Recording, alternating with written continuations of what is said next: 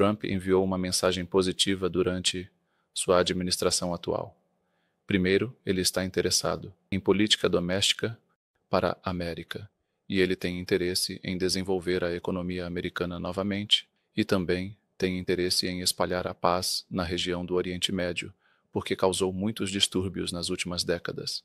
Então, vejo que esta é uma boa introdução do presidente Trump e um começo correto na visão sobre o Oriente Médio e a futura política americana na região. Estou otimista de que, com essas ideias que o presidente Trump apresenta em sua plataforma eleitoral, se tornarem uma realidade prática, ele será o homem que conseguirá alcançar uma parte significativa da paz no Duas mundo. coisas que parecem ser muito sérias sobre Donald Trump. A primeira é que ele parece estar falando sobre a limpeza étnica de Gaza. Ele está falando sobre mover os palestinos para o Egito e a Jordânia. E então a segunda é a questão das sanções contra a Síria. Quais são suas opiniões sobre essas duas coisas? Presidente, é estranho para mim estar sentado com você, porque nós dois estivemos no Iraque juntos em 2003, mas estávamos em lados diferentes. Eu fazia parte da ocupação americana-britânica e você estava lutando pela Al-Qaeda contra a ocupação. E eu nunca imaginei que iria sentar assim para falar com você dessa maneira. Você esteve na Arábia Saudita. Conte-nos o que você estava fazendo lá, o que você esperava alcançar e o que você conseguiu alcançar. Olá e bem-vindos a Damasco.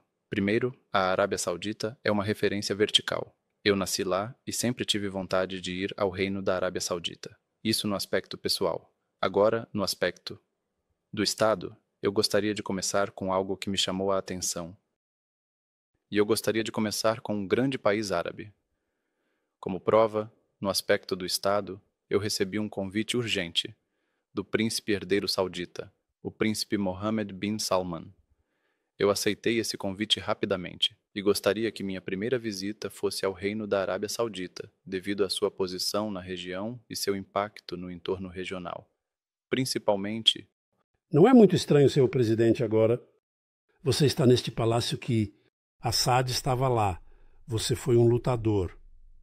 Você foi um prisioneiro, você foi um guerreiro, você foi um líder. E agora você é presidente. Isso não parece muito estranho.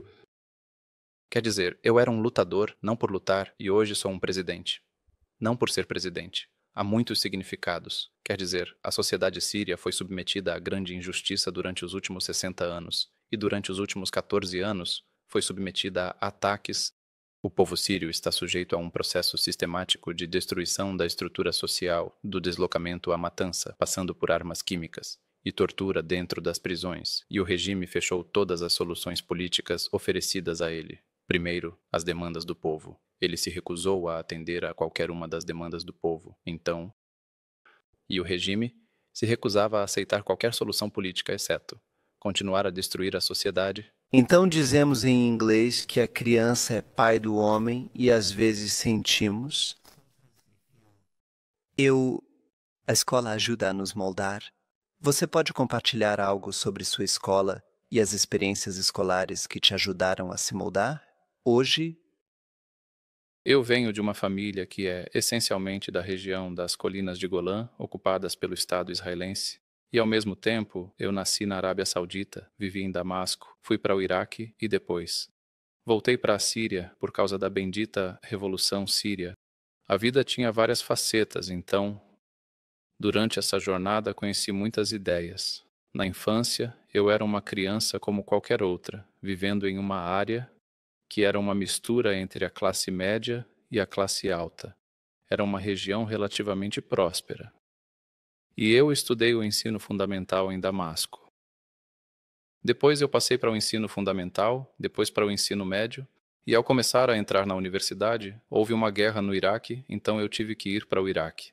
A região, de forma geral, estava passando por um momento muito difícil naquela época, com uma grande intifada na Palestina ocupada, e também muitos palestinos sendo mortos durante os anos de 2001, 2002. Também somos de uma família, um tanto política. Meu pai também foi um refugiado político no Iraque no passado. Ele também é um escritor sobre política, e ele estava em jornais sauditas, e também em jornais sírios. Havia muita conversa política em casa. seu irmão foi presidente da natação em Damasco. E, no final, a natação em Damasco não era impossível. O que isso ajudou você a aprender? Foi um problema com a natação em Damasco? Com qual método você aprendeu? O problema foi o campeonato Hamska.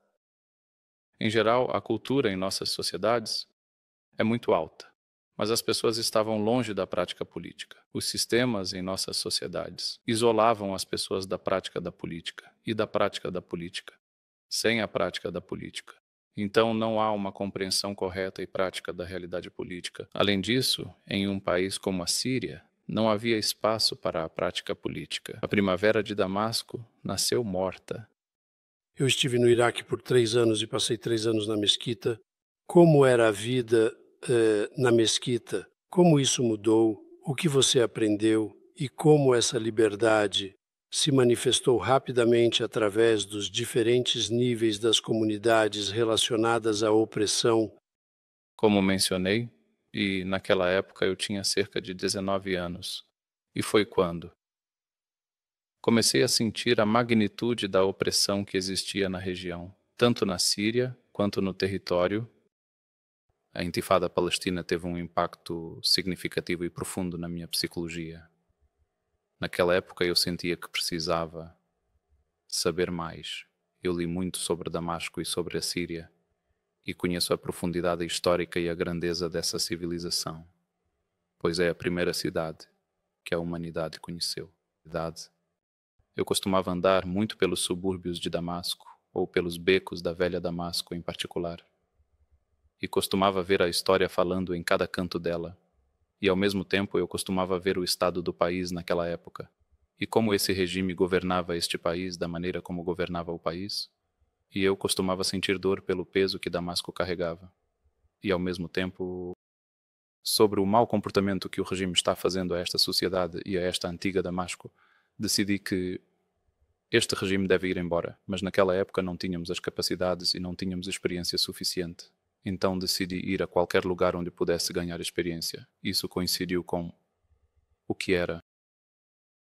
As preparações para a entrada dos americanos no Iraque estavam em andamento, e havia uma grande reação árabe contra essa entrada. Eu tinha 2 objetivos, ao ir para o Iraque: aprender e adquirir experiência, para voltar à Síria e usar essa experiência. Também havia a empolgação de defender o povo do Iraque. Fui para o Iraque e trabalhei com várias facções, e me encontrei com a Al-Qaeda no Iraque. Logo depois, fui preso. Entrei na prisão de Abu Ghraib, depois fui transferido para a prisão de Buca. Eu saí da prisão. O povo do Iraque, dessa ocupação que Said estava sob. Claro, nessa história você pode encontrar coisas um tanto estranhas, mas deve haver provações. Então, todos esses grupos começaram a se reduzir e se concentrar em um único lugar, e eu me vi com a Al-Qaeda. Depois, no Iraque, acabei sendo preso antes do esperado. Após minha entrada na prisão, fui para a famosa prisão de Abu Ghraib, conhecida por casos de tortura. Depois fui transferido para Buca, e em seguida para a prisão de Kropur. Em Bagdá, depois fui para a prisão de Taji, e durante minha estadia na prisão, conheci muitas pessoas. E a percepção começou a aumentar dentro da prisão até que cheguei à convicção de que havia uma diferença significativa na formação da personalidade. Eu ouvia e me surpreendia com essas ideias de fato.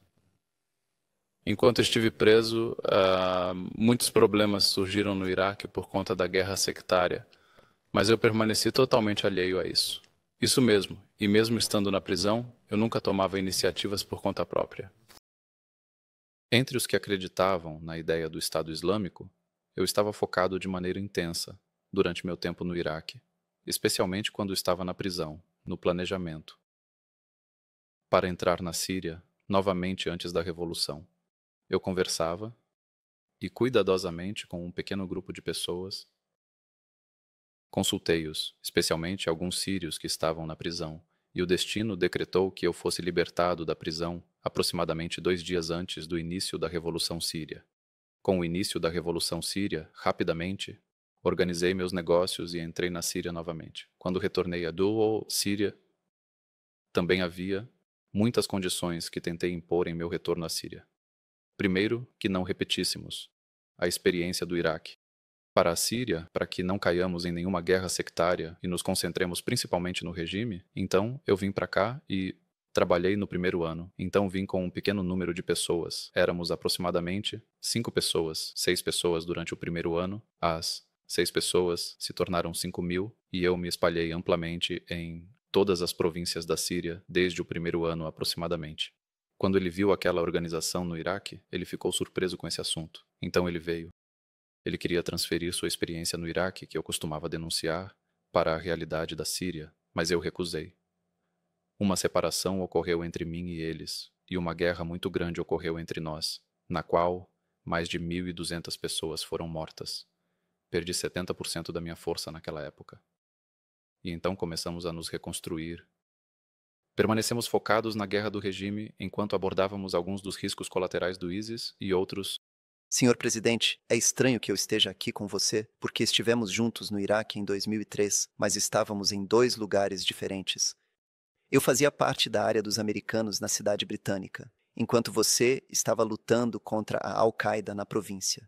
Eu nunca imaginei que estaria aqui conversando com você. Dessa maneira, o que você pensa sobre o passado, sobre essa participação? E como vê o que aconteceu ao longo desses anos, nestes dias, naquela época?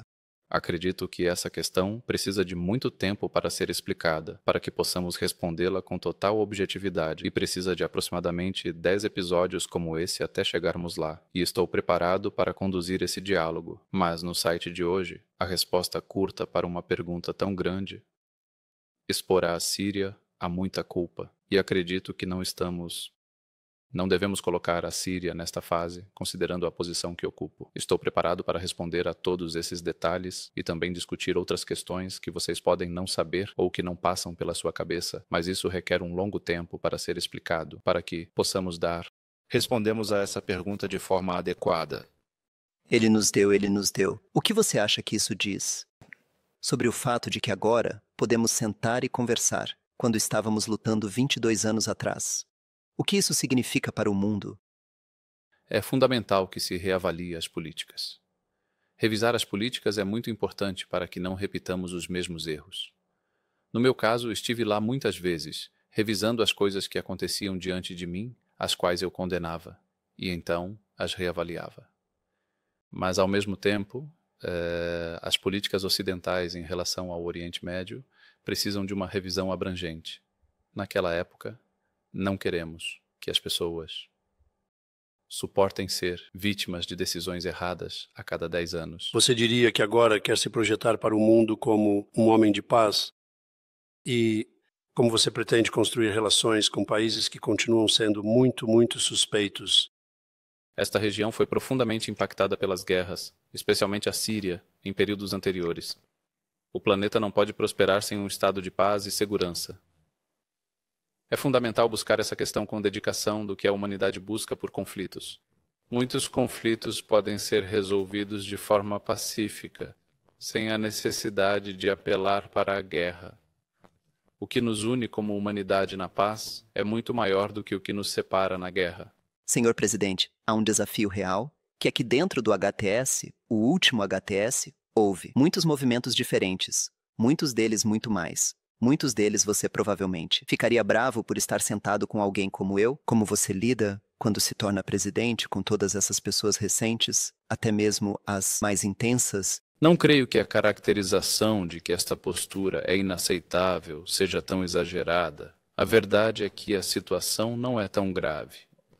Empreguei diversas técnicas de persuasão e diálogo com todos esses indivíduos, até que encontramos uma solução viável e apropriada para a convivência no país, e seguimos em frente com as metas da revolução que nos motivou a agir. Até alcançarmos os objetivos ideais, o que é concordado por muitas pessoas, e através da experiência, consciência e muitos diálogos e discussões, chegamos a resultados extremamente positivas e boas, sem que tivéssemos que usar métodos ruins ou de força. As pessoas com quem temos conversado hoje acham que suas primeiras declarações foram muito positivas, muito inclusivas, mas agora querem saber quando o Congresso Nacional vai se reunir, quando podem ter garantidas as garantias da Constituição e quando podem esperar ver eleições. Na Síria, estamos passando por várias etapas. A primeira etapa foi a de controlar o governo. para que o governo anterior não colapsasse e a estrutura do Estado não desmoronasse. Houve uma certa urgência e em Idlib tínhamos um governo pronto. Assim que entramos em Damasco, conseguimos assumir esse governo e demos a ele um prazo de 3 meses. Então passamos para o segundo estágio, que é o estágio da declaração constitucional, da conferência e da nomeação da presidência. Nós ignoramos a nomeação da presidência por meio de convenções internacionais, após consultar as duas constituições. Os poderes vitoriosos nomearam a presidência, derrubaram a constituição anterior e dissolveram o parlamento anterior. Então, automaticamente, passaremos para o diálogo nacional. Durante esse diálogo nacional, ele incluirá grandes segmentos de pessoas e resultará em algumas recomendações que serão prelúdio para a declaração constitucional no país. Então, um parlamento interino será formado e então o parlamento interino formará um comitê constitucional para redigir uma constituição. Senhor presidente, deve parecer para você como um milagre. Você está aqui há 55 dias e foi de Idlib, de repente, para administrar todo o país? Como foi nos primeiros dias? O que te surpreendeu? Qual foi a coisa mais difícil sobre isso? O que você aprendeu mais sobre si mesmo nos últimos 55 dias? Quero dizer, no começo, quando estávamos em Idlib, estabelecemos instituições completas e tínhamos grande prontidão, ou seja, militarmente, em termos de segurança, e também institucionalmente e em termos de serviço. Eu tinha certeza absoluta de que chegaria o dia em que chegaríamos a Damasco. Eu costumava falar sobre isso abertamente em público há 2 e 3 anos. Eu costumava me dirigir às pessoas e dizer que entraríamos em Damasco e entraríamos em Alepo. E eu mencionava não só para elevar o moral, mas falava baseado em informações e números, analisando a força que tínhamos. A coesão da nossa comunidade em Idlib era comparável à situação do regime, que estava enfrentando um colapso econômico, a desintegração da sociedade e a condição do exército. Dentro do exército, havia uma estrutura interna que também estava sendo afetada pela intervenção de alguns países estrangeiros na estrutura do Estado. Cada fase tem suas próprias circunstâncias. Quando estávamos em Idlib, alguns países também estavam afetando a estrutura. Senhor presidente, quando eu era político, achei muito difícil falar de uma maneira bastante teórica. E então, mais tarde, percebi que no mundo das redes sociais, Twitter, Facebook, eu precisava me abrir e mostrar mais da minha personalidade. Isso é algo que você considera um desafio? É difícil passar de estar em uma organização secreta para ter que compartilhar mais da sua personalidade com seu povo? Cada fase tem suas próprias circunstâncias. Quando estávamos em Idlib, nós lidamos com as pessoas de forma pública e gerenciávamos os assuntos da comunidade de maneira clara e aberta. Nós nos encontrávamos com todos os segmentos da sociedade. Esse papel que exercíamos não é o mesmo que existe agora em Damasco. Eu acredito que, em cada fase, como você sabe, há um discurso para a guerra, outro discurso diferente para a paz, dependendo das condições. Então, por exemplo, eu aprendi a falar sobre meus filhos. Eu tenho 2 filhos de 7 e 9 anos. Você vai conseguir falar sobre seus filhos e sua família? Isso fará parte de ser presidente? Confirmando que, na posição que ocupo hoje, minha família fará parte disso, quero dizer. Não no sentido de que isso entra no trabalho, mas as pessoas têm o direito de saber quem é minha família, incluindo meus filhos, e como vivemos nossas vidas, porque as exigências da presidência hoje para a Síria diferem das exigências de administrar a região de Idlib, quero dizer, um pouco. Então acho que esse é um dos princípios básicos do trabalho. Você pode nos contar um pouco sobre seus filhos, suas personalidades, suas idades? Eu tenho uma esposa. É claro que na mídia eles dizem que há mais de uma esposa. Então eu tenho uma esposa e 3 filhos. É claro que eles viveram comigo em todas essas circunstâncias. Mas eu estava isolando-os completamente de quaisquer perigos aos quais eles pudessem estar expostos. Então eu estava escondendo qualquer declaração deles antes de entrarmos em Damasco, porque essas circunstâncias eram circunstâncias especiais. A guerra ainda estava acontecendo e as condições de segurança tinham que ser extremamente cautelosas. Após a queda do regime, mudamos para outro estágio. Cuidá-los, eu os estava isolando completamente de qualquer coisa relacionada a serem informados ou participar do trabalho quando estávamos em Idlib. Na situação do Sudão em Damasco, essa questão é diferente. Algumas das pessoas com quem falamos hoje, talvez como um controlador, alguém que precisa estar no controle. Você se identifica com isso e você sente que na sua posição precisa estar no controle. Quer dizer, a pessoa não pode se avaliar, né? É melhor deixar que os outros façam esse julgamento do que falar sobre suas próprias qualidades. Mas eu acredito que gosto que o trabalho seja bem feito e que haja respeito pelas obrigações de quem realiza as tarefas. Não se trata de controle. Qualquer trabalho deve ter uma base ética muito alta para que possa cumprir suas funções corretamente. E especialmente em trabalhos como os riscos que enfrentamos, se não mantivermos altos valores éticos, não teríamos conseguido chegar onde estamos hoje. Vou dar um exemplo sobre isso.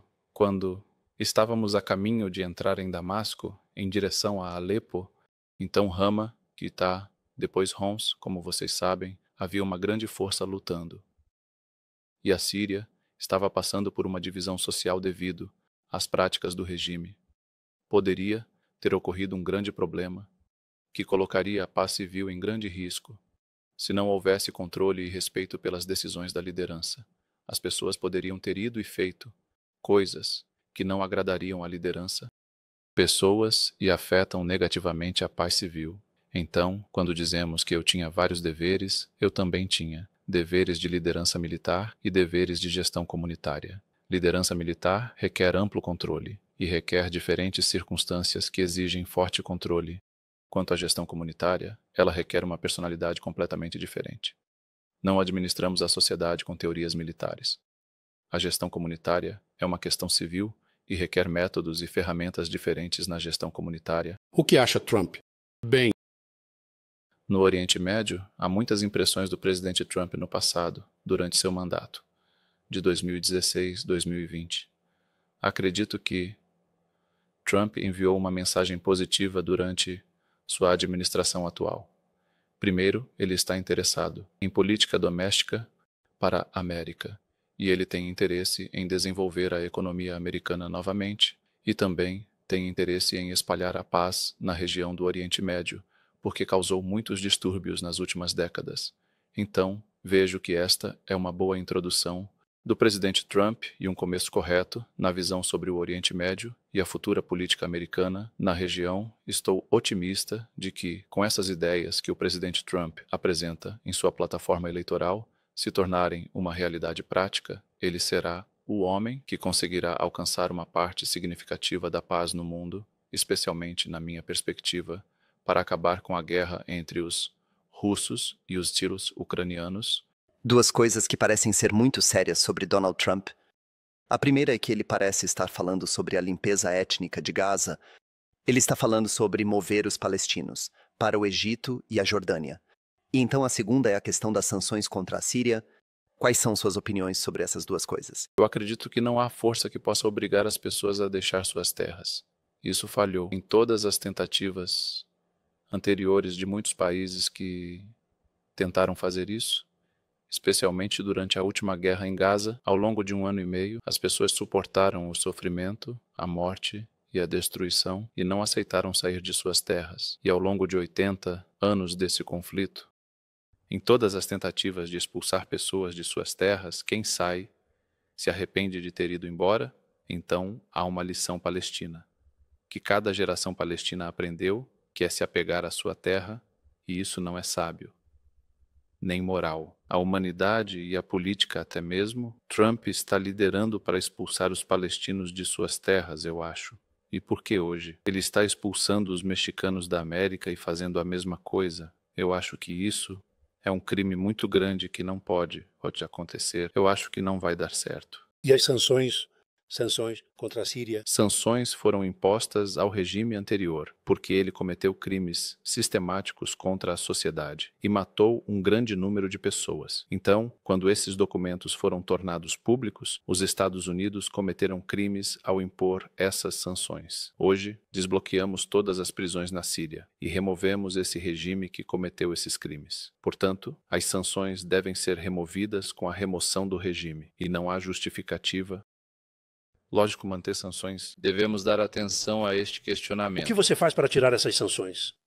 Qual é a sua tática para remover essas sanções? Por Deus, há um grande consenso internacional. Todos que visitaram Damasco no período passado ou conversaram conosco concordam conosco sobre a necessidade de remover as sanções à Síria. Consequentemente, também há grandes desafios de segurança que a Síria enfrenta hoje. Um dos fatores para abordar diretamente esses desafios de segurança é desenvolver a economia do país. É nisso que estamos nos concentrando hoje, desenvolver a economia do país.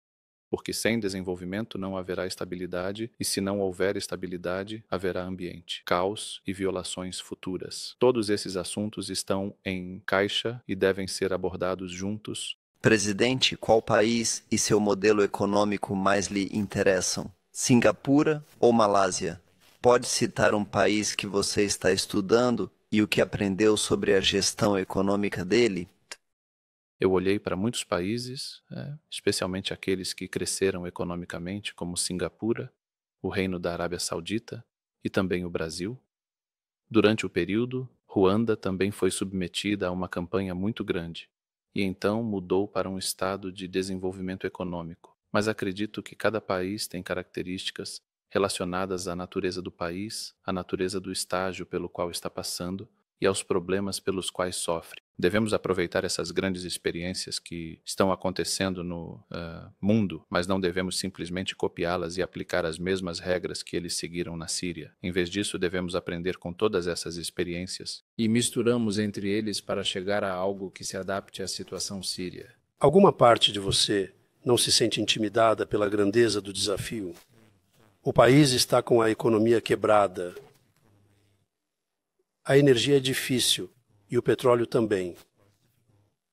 Serviços públicos e desemprego, você tem um grande desafio. Não há uma parte de você que não pense. Queria que alguém mais estivesse fazendo isso. É verdade que herdamos um país cujo regime estava exausto e destruiu tudo antes de o tomarmos dele. Mas esse é o desafio que nós, como sírios, devemos enfrentar. Temos que reconstruir nosso país e não fugir dessa responsabilidade.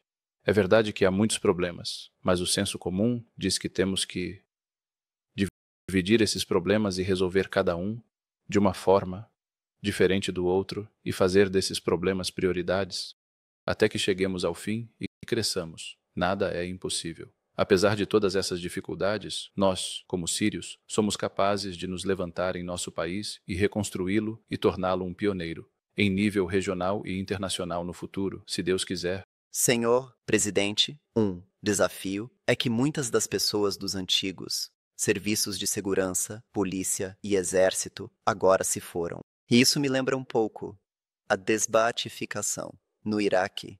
Desbatificação no Iraque causou problemas, pois segurança, exército e inteligência se uniram à resistência contra o governo.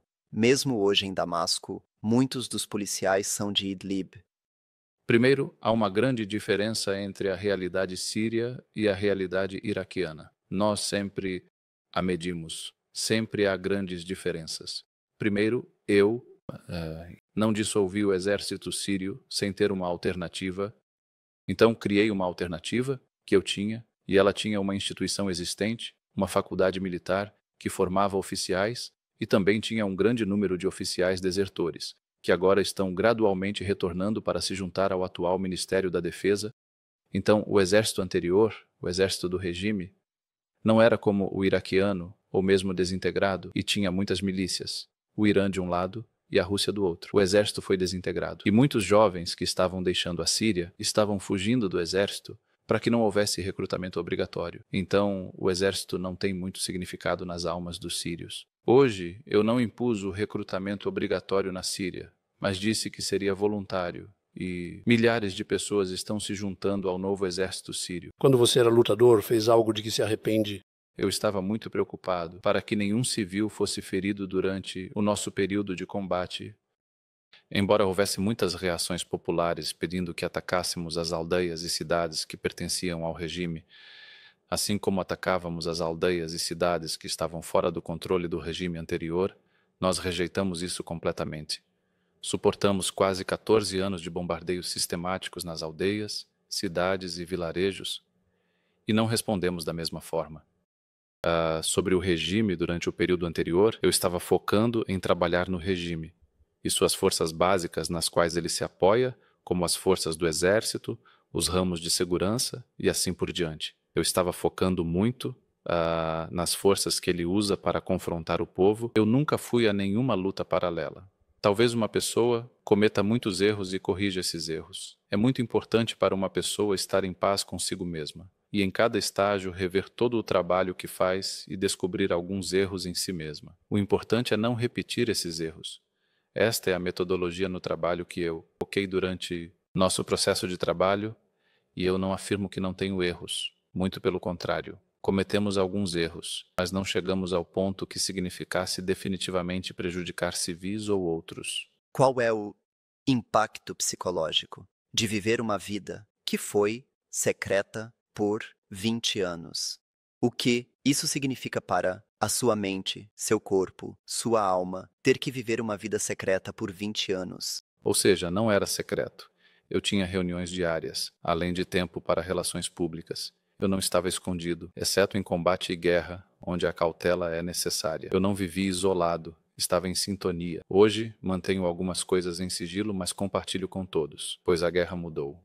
Em Idlib, eu me encontrava com pessoas, delegações e médicos em uma batalha, poderíamos ser expostos. Então, eu não vivi uma vida isolada das pessoas de forma alguma. Pelo contrário, eu estava em sintonia com elas. Hoje, mantenho algumas coisas em sigilo, mas neste novo contexto, não me importo em compartilhar isso com todos porque as circunstâncias da guerra que existiam antes mudaram completamente. E agora estamos em uma fase totalmente diferente. Mas havia uma recompensa de 10 milhões. Confiar nas pessoas era difícil. Com o governo oferecendo 10 milhões por sua morte, deve ter sido estressante. Quer dizer, estressante, deve ter sido muito difícil. Em Idlib, as coisas estavam abertas para as pessoas. Eu me encontrava com elas, recebia delegações do exterior e também me encontrava com muitos jornalistas. Eu tinha relações com médicos nos professores da universidade, eu me encontro periodicamente com todos os ministérios.